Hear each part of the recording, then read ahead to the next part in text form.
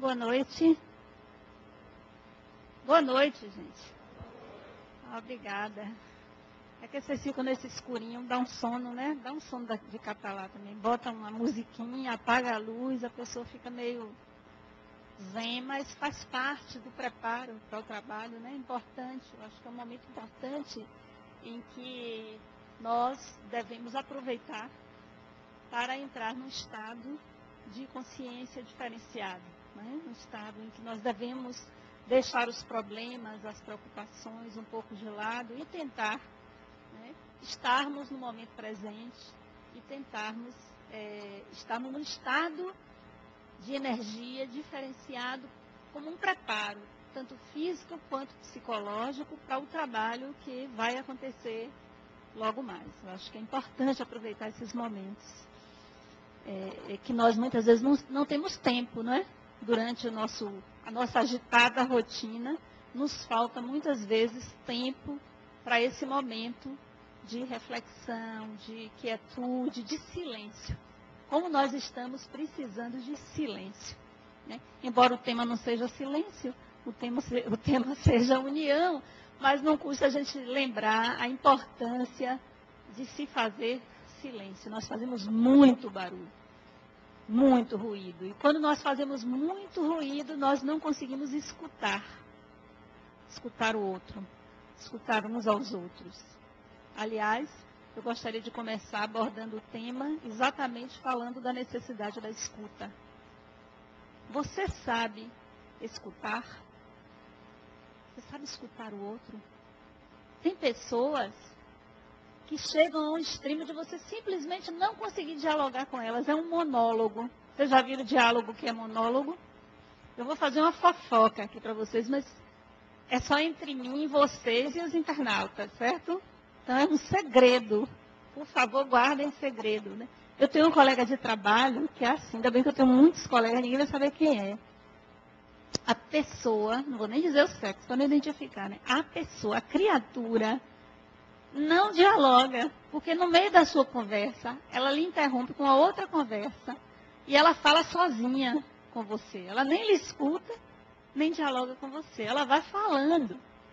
E será que isso aqui eu estou falando do extremo?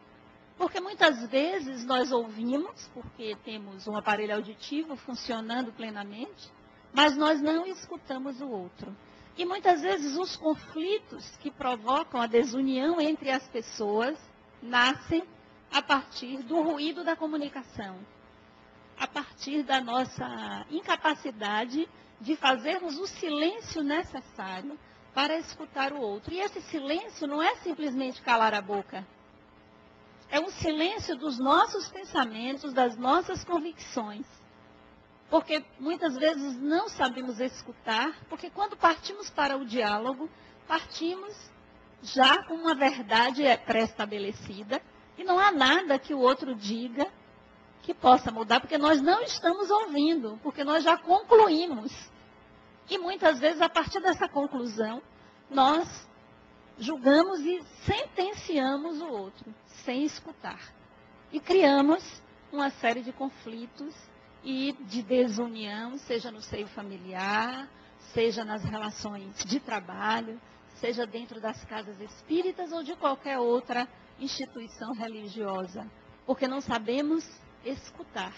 Porque estamos mais preocupados em provarmos que estamos certos, que temos razão e que a verdade está conosco, do que encontrarmos um ponto de união, um ponto de equilíbrio entre aquilo que eu percebo, aquilo que você percebe, e eu tentar olhar o mundo e olhar a questão a partir do seu olhar.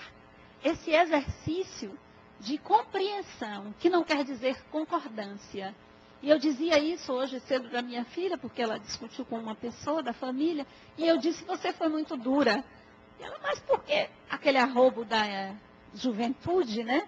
Aquele arrobo que todos nós conhecemos tão bem quando somos muito jovens, temos uma falta de generosidade, muitas vezes, e de paciência de escutar o outro, principalmente se o outro já passou dos 30, para a gente já é velho, ou às vezes a gente pensa que as pessoas já nasceram velhas, né? Quando se é muito jovem, muitas vezes. E eu dizia para ela, eu dizia, você está correta em muitas coisas que você expôs, mas você foi injusta em determinados pontos e dura excessivamente em outros pontos. E você precisa fazer o exercício da generosidade de compreender a forma do outro ver a vida, compreender as verdades e valores do outro. A partir desse exercício de compreensão, que não é concordância, você pode continuar discordando do outro.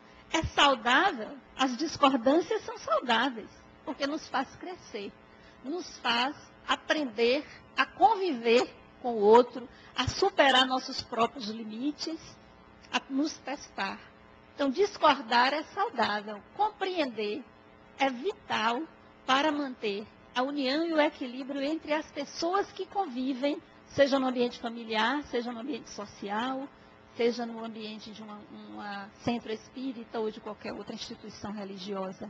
A escuta significa silenciar as minhas crenças, silenciar a minha verdade para, de fato, escutar o que o outro tem a dizer. Que é muito mais do que usar o aparelho físico.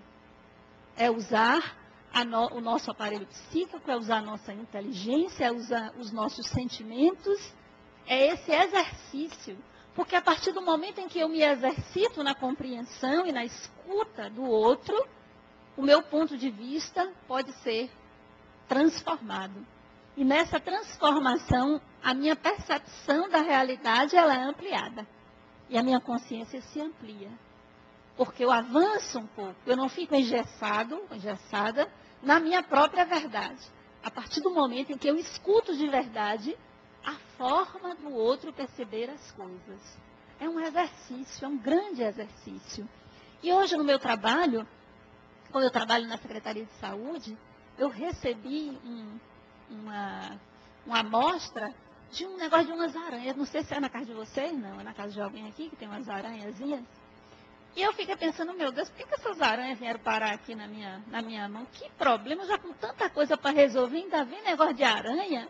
Certamente provocado por algum desequilíbrio ecológico e pelo intenso calor que está fazendo em nossa cidade, sem o período de chuvas que já deveria ter chegado e que não chegou ainda, e deve ter provocado algum desequilíbrio em relação ao predador, e as bichinhas estão se multiplicando em excesso. E elas são tão pequenininhas.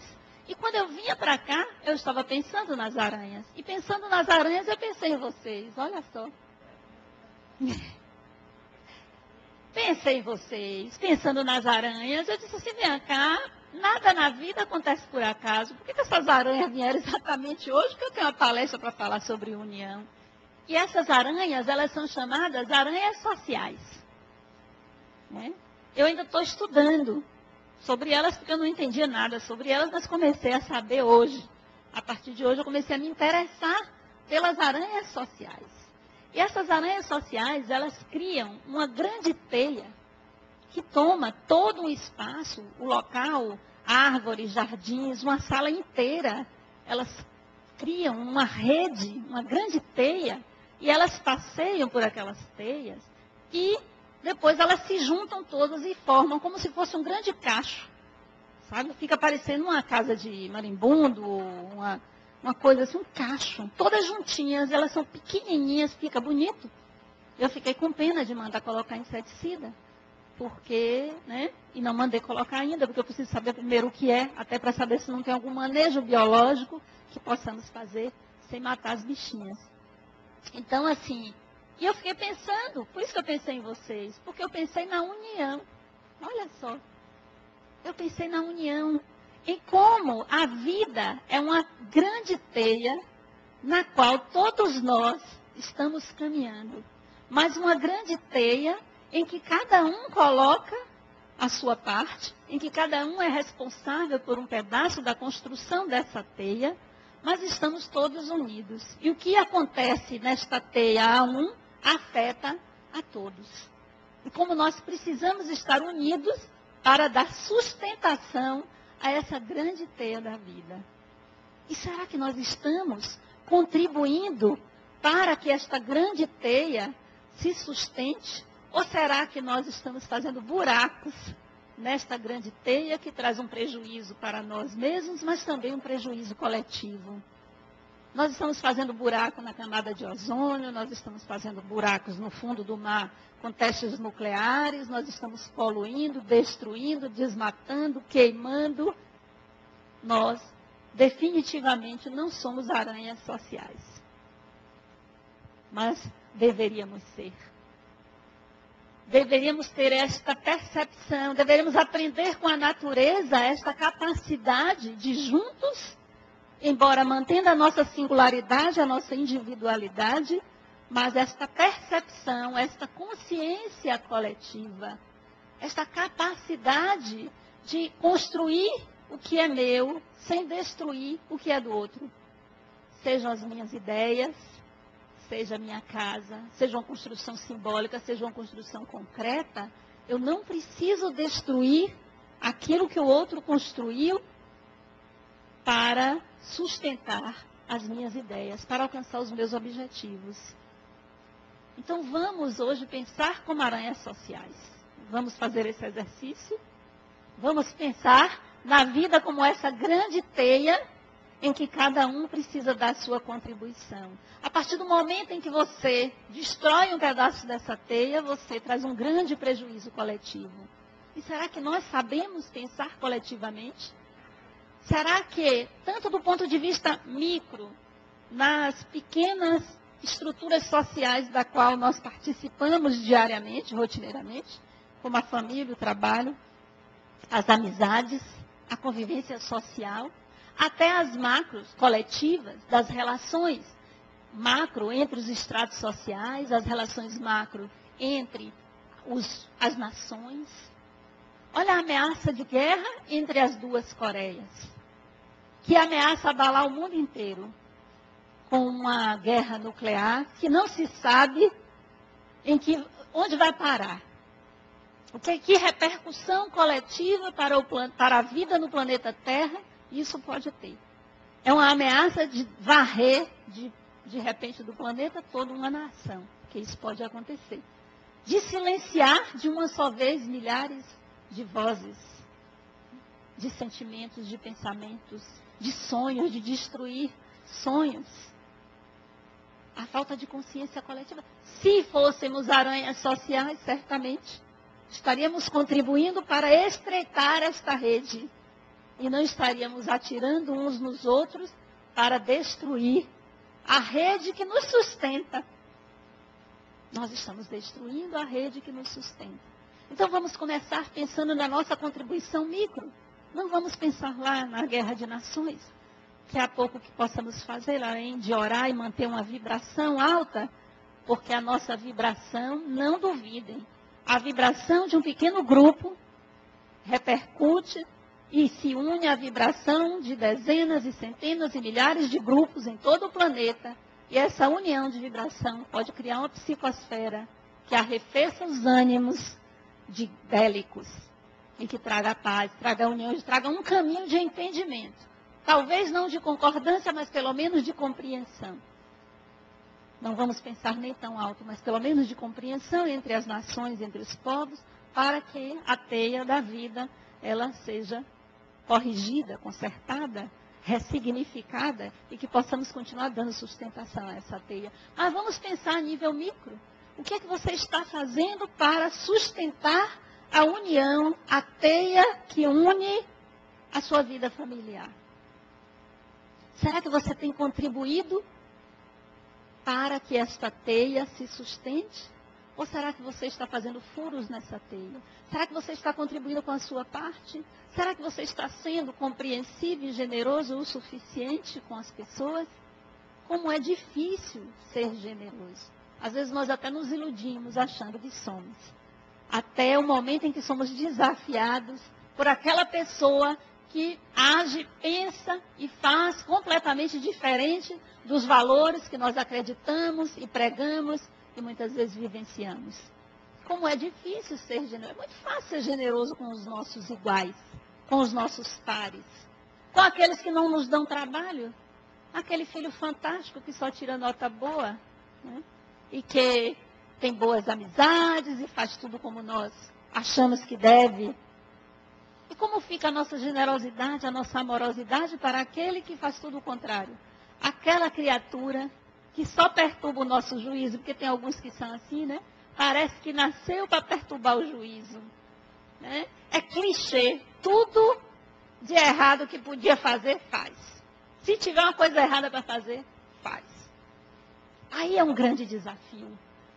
Aí sim, onde está a nossa generosidade, a nossa compreensão? Porque o outro pode até merecer o fogo do inferno, pode até merecer.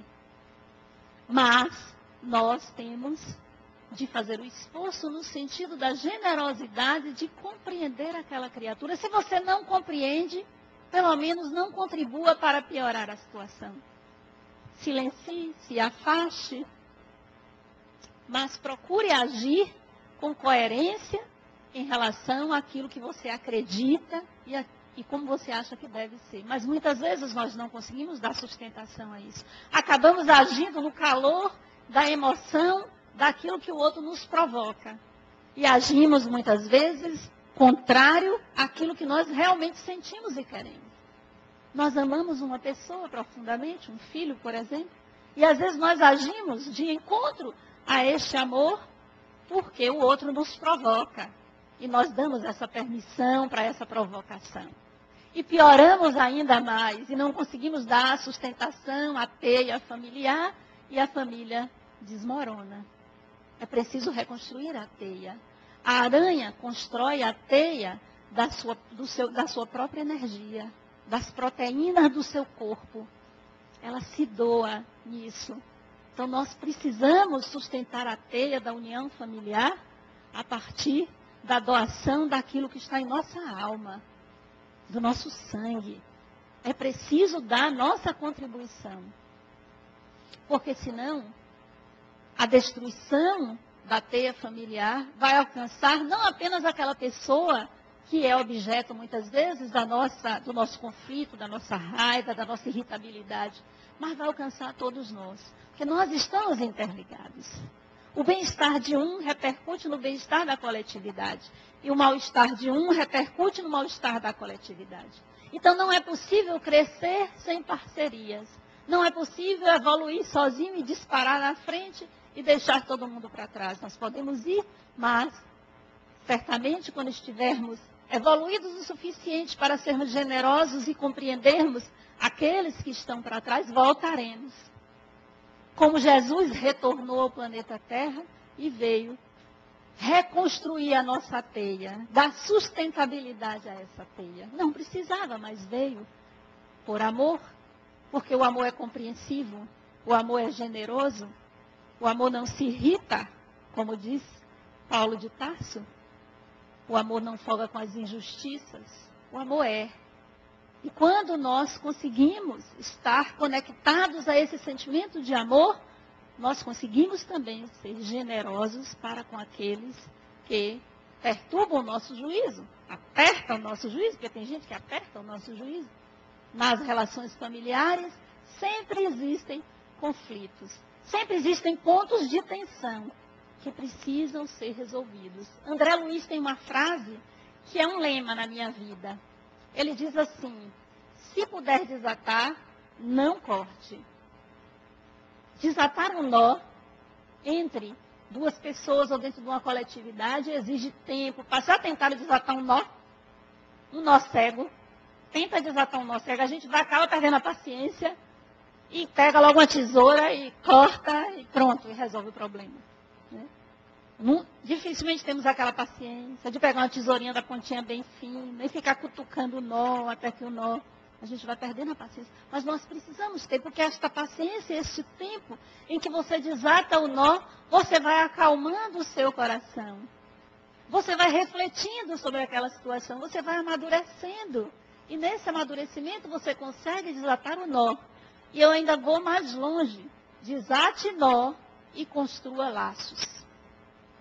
Para que possamos sustentar a teia familiar, nós precisamos desatar os nós, encarar os nós, porque muitas vezes, dentro do seio familiar, aquilo que está destruindo a união tem a ver com o silêncio, e faz de conta que isso não está acontecendo.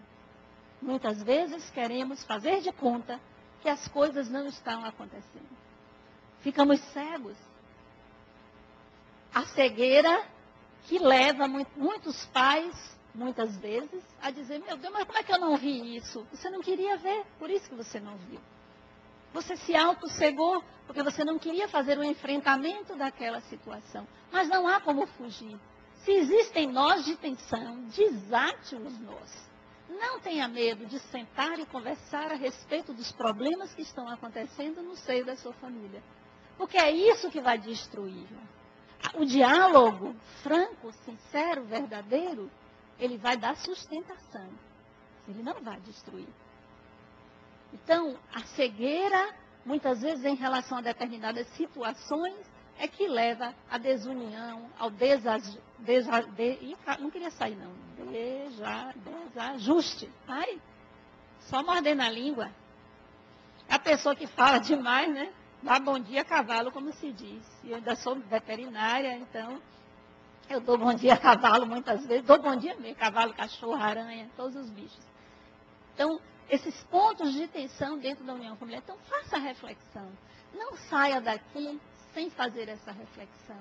Porque o tratamento de desobsessão, ele funciona, mas conjugado com um exercício de autopercepção, com um exercício de autoconhecimento, com a mudança de postura, com a mudança de atitude. É dessa forma que nós conseguimos afastar a obsessão.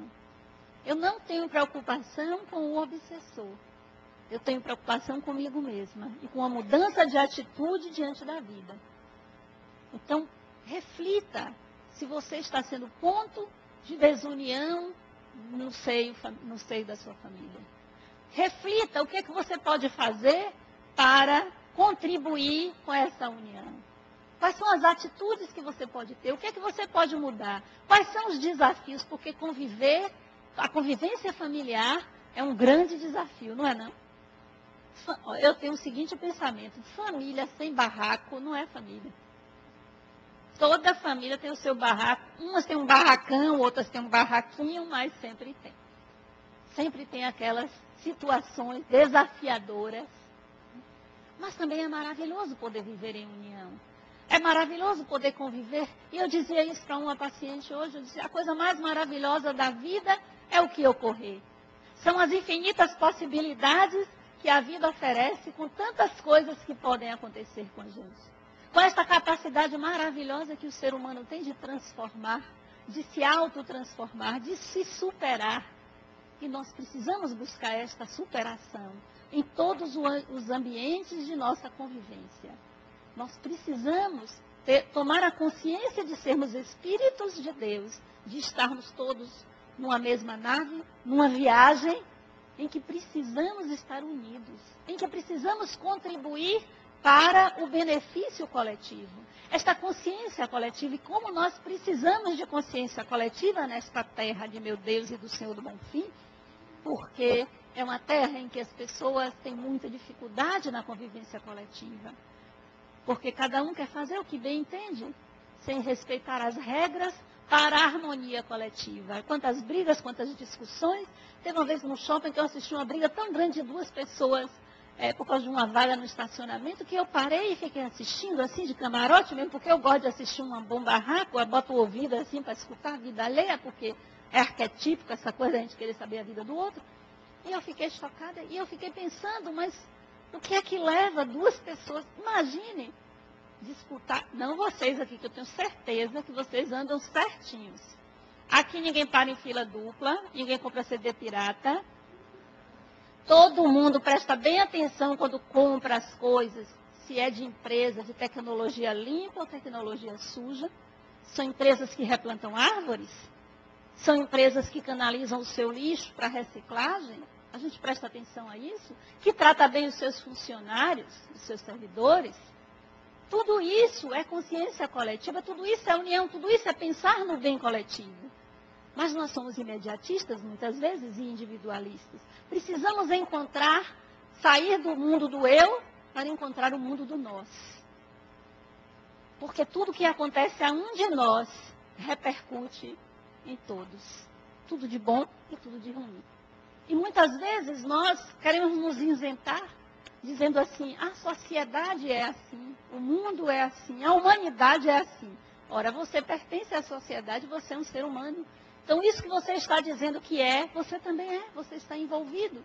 E nós precisamos ir para além dos muros das instituições religiosas e exercitar aquilo que nós ouvimos, aquilo que nós aprendemos aqui, lá fora, no mundo.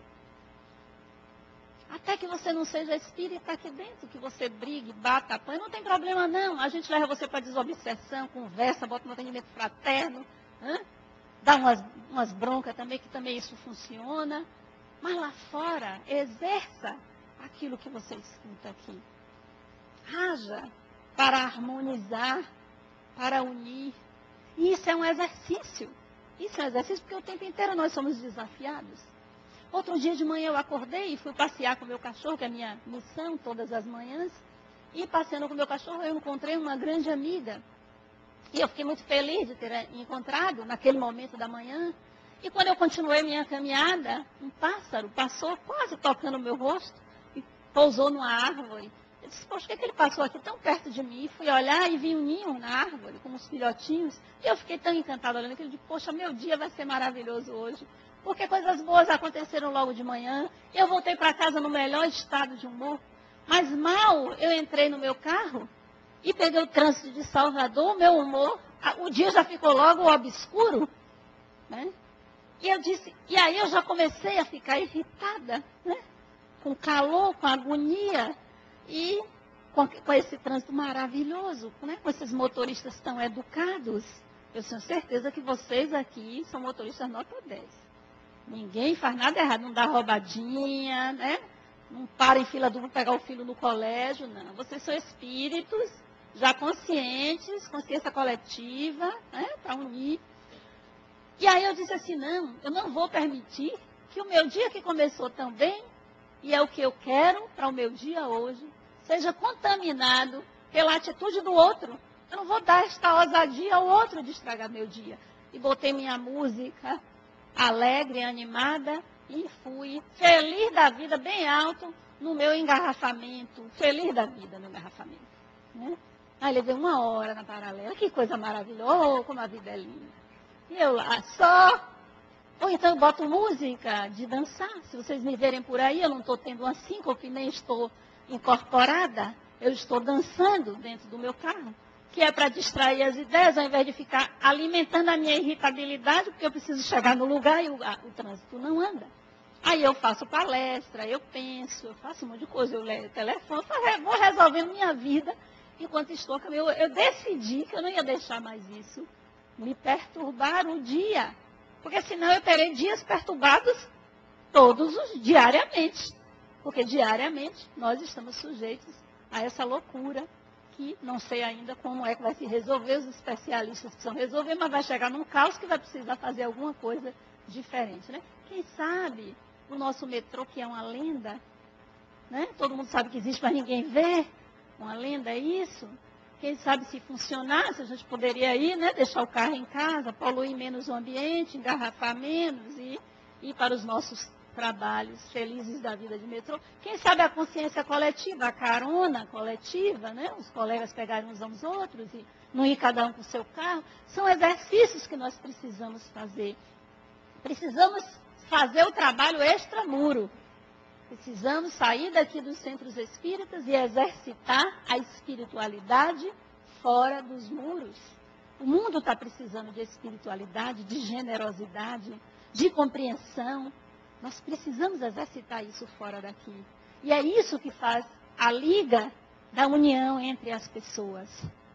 Contribuir para que o mundo seja mais harmônico, mais equilibrado. Cada um de nós pode fazer isso.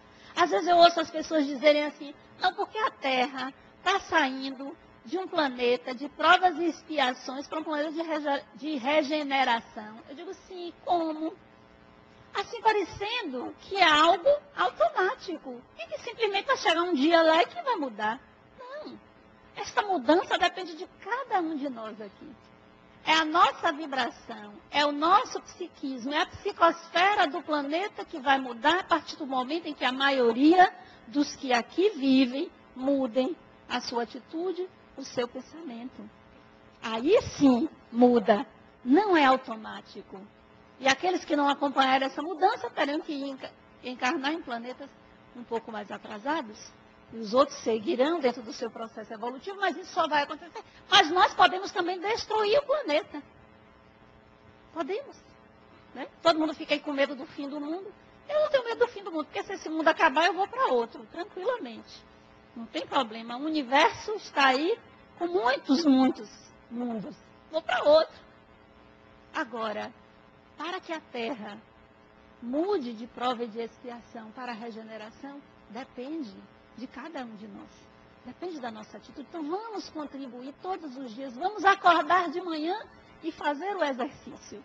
Poxa, hoje vai ser mais um dia que eu vou contribuir para a paz e a harmonia no planeta Terra. Hoje, eu não vou ter nenhum tipo de atitude agressiva para com o outro. Hoje eu vou exercitar a minha generosidade. Eu vou exercitar a minha capacidade de compreensão. Se começarmos a fazer esse exercício, certamente as coisas mudarão no nosso entorno.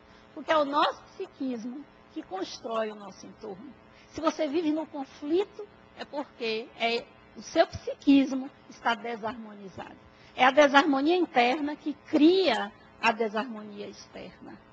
Então vamos fazer esse exercício de união dentro do seio familiar e vamos fazer esse exercício de união no coletivo. Principalmente aqui em Salvador. Eu tenho certeza que vocês sabem do que é que eu estou falando. Essa cidade precisa muito, as pessoas que aqui convivem precisam muito aprender a conviver coletivamente. Nos falta consciência coletiva, nos falta respeito às regras de convivência coletiva. Isso é em todos os lugares onde a gente vai. Eu ando de manhã, é um aprendizado, né? Se vocês quiserem, podem vir caminhar comigo de manhã com o meu cachorro. É um aprendizado, porque nós devemos estar sempre atentos, porque a vida nos oferece muitos aprendizados. E eu passeio de manhã na minha rua, eu moro ali nas imediações do Shopping Iguatemi, ali por trás, e eu vou andando e eu vejo tanto lixo na rua.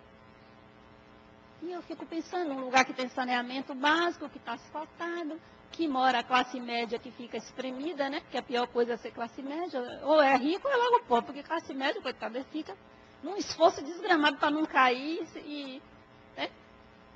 E eu passo e vejo tanto lixo, mas o que é que leva? Dentro do prédio eu vejo lixo, no jardim, as pessoas atiram lá pela janela. Isso é falta de consciência coletiva.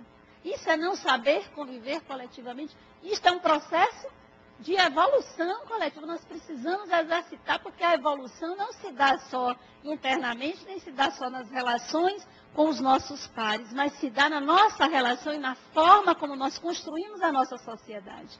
A forma como nós respeitamos as instituições, a forma como nós respeitamos as regras, a forma educada como nós discutimos essas regras, a forma consciente como nós exercemos a nossa cidadania. Isso tudo faz parte da evolução do espírito. Se fôssemos evoluídos, essa sociedade teria uma outra feição. As relações seriam diferentes. Tudo que acontece nela faz parte, é fruto da nossa incapacidade de respeitarmos e termos consciência coletiva. De respeitarmos as regras da convivência. Até para discutirmos as regras, precisamos aprender. Até para exercitar a cidadania, na hora de fazer uma escolha política, nós precisamos pensar no coletivo. E muitas vezes não pensamos. Fazemos as coisas no piloto automático, sem atenção, e isso tem consequências e repercussões para toda uma cidade. E há pouco tempo, quando eu voltei de uma viagem, fora de um curso, que fiquei 6 meses fora do país, eu retornei e me ofereceram um cargo dentro da secretaria, e eu fiquei sem querer aceitar, porque ia me dar um trabalho doido. E eu disse não, mas quando eu fui do trabalho para casa, foram me apurriando no ouvido, porque esses espíritos, eu digo assim, vem cá, não dá para botar dinheiro na minha conta também não, só serviço no meu ouvido. E me fustigando, dizendo, e quem vai assumir? Olha a sua responsabilidade. Você vai trabalhar em toda a cidade, você está negligenciando a saúde de quase 3 milhões de pessoas que vivem nessa cidade. Você está preparada melhor do que as outras pessoas para assumir isso? É por isso que chegou para vocês, porque eu não mexi o dedo mindinho para que a coisa viesse.